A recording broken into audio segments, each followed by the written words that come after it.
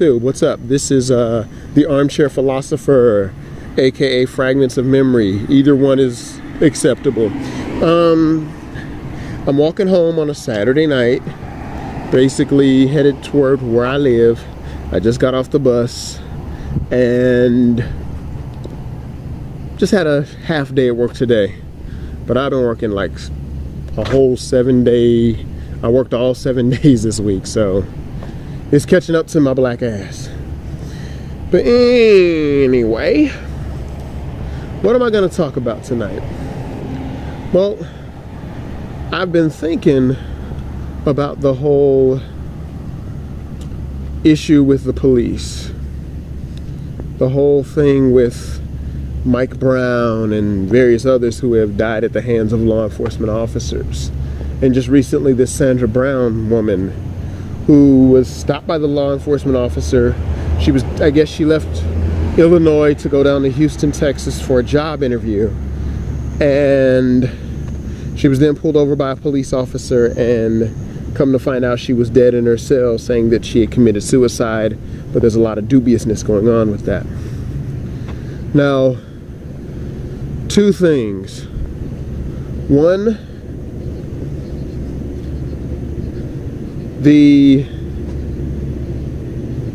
how do I say this? One, I noticed that the news keeps talking a lot about these racial incidents. So it makes me wonder, why does the news keep promoting it? Because police brutality and racial profiling have been going on for a very long time. I can remember I was 17 years old when I first got stopped by the police. And I mean, they were asking me a bunch of questions. And mind you, this was back in 1997, 98.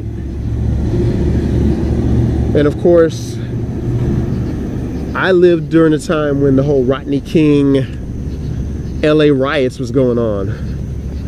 I remember all that was going on. And that was like a foreign concept to me. So here I was, 12, hearing about this man getting excessively beaten, like the whole crap getting kicked out of him. So I'm wondering, we've been talking in Newsweek and other magazines such as Time and Newsweek. I already said Newsweek, but anyway, other magazines have been talking about police brutality and racial profiling for a very long time. Black comedians have been joking about it as part of their humor and their satire and their political commentary. Now all of a sudden it's back in the news again, and they're promoting that stuff real hard. Now there's a YouTuber known as Lennon Honor. Whether you agree or disagree with him, there's things I agree with him on, and then some things I think I respectfully disagree with the brother. But one of the things he did point out is that same thing is we've been having police brutality and racial profiling for a very long time. Why is it now something that's so newsworthy? So on that level, the news likes to promote negativity because ratings go up. The news is about ratings. The news isn't always about necessarily informing you. It's partially informing you, but then it's also scaring the crap out of you so you can keep tuning in. To me, it's sort of like pro wrestling. And I am a fan of the pro wrestling a bit. And one of the things that even wrestlers do, they portray characters that are, you know, you have your heel, which is the bad guy, and you have your baby face, which is the good guy. And of course, the heel and the baby face go at it, but they sort of build a storyline before the match happens. You know, they build up to that great match where the heel is going to face off with the baby face and vice versa. So I feel like, just like Lennon Honor is saying, I think it's like they're doing that whole ring psychology, that whole we're the marks and we're trying to have a heel and a baby face. Now, two, because that was my first part. Two, I feel that what happened to both the Sandra Blake, if I'm saying her name right, woman, and Mike Brown and many others is tragic. regardless of what they were doing or saying, based on what has been presented, these people did not deserve to die. So it makes me wonder about the abuse of power in the law enforcement industry. And many black people, yours truly included, feel that the legal system is loaded and stacked against us. So that's always been one of my fears when I get stopped by the police. Where the police can plant drugs on me, where the police can lock me up and I would never see the light of day ever again. And my whole life would be ruined simply because the officer wanted to do some harm to me.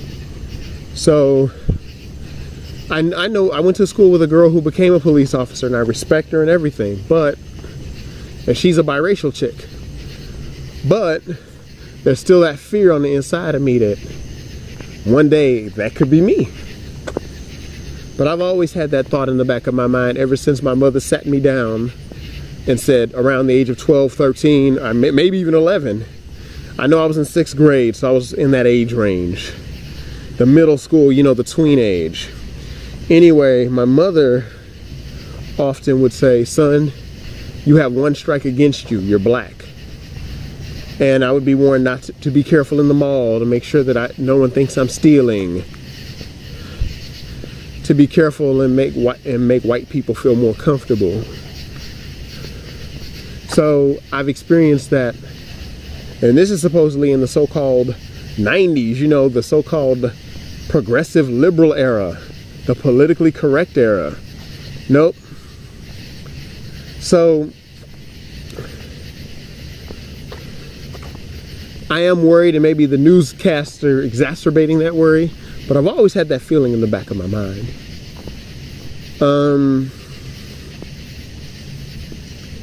What else can I say? That we live in interesting times. And I do believe that though America has made many strides, America was never designed for someone with my skin color to live in it as a free person. America was not set up for me. It was set up for, well, rich white landowning men. I can even remember in the 90s when I had white female friends, and I'd be walking somewhere with them, and I catch some of the sisters staring at me kind of sideways. And then I remember when I did actually have my high school sweetheart, who was a white chick. And I remember the sisters who probably wouldn't even have given me the time of day, look at me real sideways when it came to having a white girlfriend.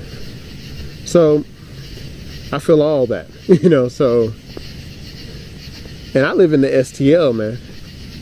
And St. Louis is definitely an ultra-conservative city. The whole state is ultra-conservative. And we definitely have an old school small hometown mentality, you know. And I think St. Louis has the potential of being a greater city, but we still have these old attitudes. And one of the big problems is that the older generation won't let that die because it was part of their world, you know.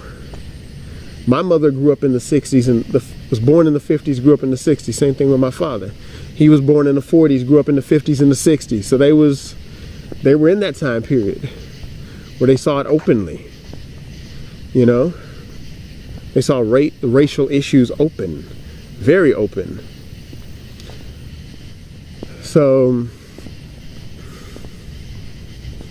that's just something those are the things that are on my mind lately. Is just that I'm not saying I hate white people, because ultimately there is only one race, the human race, that now scientists and sociologists are saying that race is just a social construct. It has no real bearing on the true human being. But it's called, many people make snap judgments based on skin color, based on how you dress, based on your language, based on what country you come from. We all make snap judgments. Yours truly. But So I recognize what time it is when it comes to my skin color. And based on how I talk, there's a lot of people that aren't really... A lot of people look at how I talk and go, oh, you sound too white, you sound like an Oreo, etc., etc., etc. Well, I got more of that from the black people. And the white people assumed I was some thug on the low or knew where to get drugs, etc., etc. Not all, but there were those that did. Or the older white guy would be surprised when I knew who the rock band from the 50s was, the Buddy Hollies and the Elvis Presleys, because that was the stuff I liked. So let's just, I'm kind of rambling at this point, but I just had to at least get this off out of my brain and onto a YouTube vid. But yeah, basically St. Louis especially has definitely got that race problem. And just because we have a black man sitting, or excuse me, a biracial man sitting in the White House doesn't mean that the mentality is going to die. Even with the Confederate flag. You know, the Confederate flag, that's been all over the news. The Confederate flag represents hate, which, yes, it does. Many Aryan Nation, white supremacist, KKK type groups rock that and sport that and support that and hold the hand up with the Heil Hitler and all that other bull crap. So that's a reality too. That's very much a reality in this country. Even with a black man sitting in the White House. But taking down a flag is not going to change the mentality of those people. Because today, I think racism is more on the covert level. It's on the low, as people would say. It's on the down low, you know. It's not really overt. We like to pretend, hey, my prejudices don't exist and bigotry's gone and everybody loves everybody, and we know that's not the truth. You know, that's not the truth. And there's a lot of white people that do say, oh, get over it. Get over it. You got a black guy in the White House now. And I've said in videos many years ago, I mean, well, shoot, 2-3 years ago, just because we have a black guy in the White House don't necessarily mean he's the president of Black America. No, he's just the president of the entire nation. And black people are only like 13-14% of the population. Everything else is predominantly white. Even with the rise in immigration to the United States, white people are still the majority. The white culture, quote unquote, is the dominant culture. Just saying. So basically, we got to change, or we got to get the hell up out of the country and go somewhere where we can build our own stuff as black people, or white people have to start being less prejudiced and let some of that stuff die. Because between you and me, I don't hate white people, but I acknowledge that they see me a different way simply because my color of skin is different. You know, so that's just my 2 cents on the subject. Be easy like Sunday morning.